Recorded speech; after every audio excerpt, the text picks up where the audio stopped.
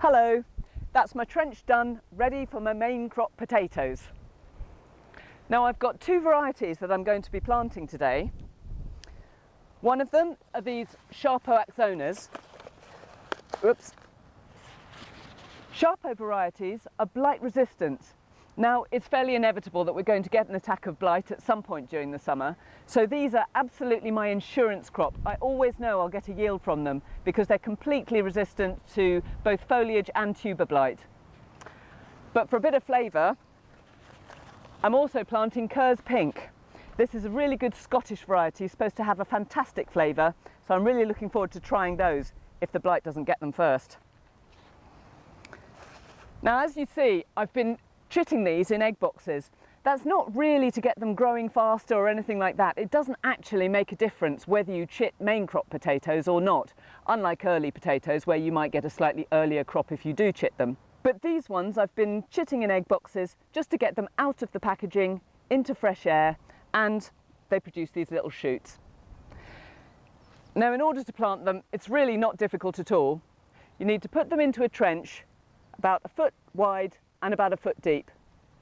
Just sit them so that these shoots are at the top of the potato so that they're pointing upwards, and just settle them into the ground.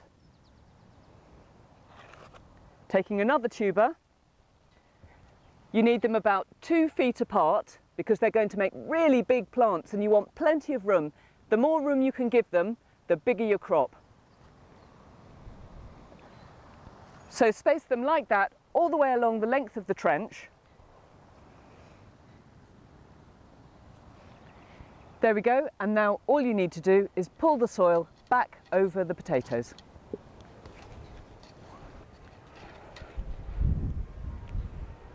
Now, the trench method is great if you've got heavier soil or stony soil where you need to make sure that you've got a lot of cultivation done first.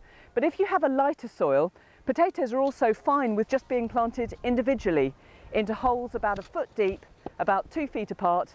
Again, leave 2 feet between rows and they'll be perfectly happy like that as well.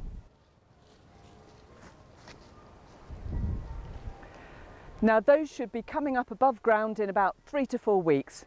But don't drop your guard because we're still in late spring and a late frost is still possible. So keep a couple of layers of horticultural fleece handy so that if you do see temperatures start to drop, just throw it over the top as a little bit of extra protection. They'll grow through the season, hopefully then without a check, and be ready late August, early September.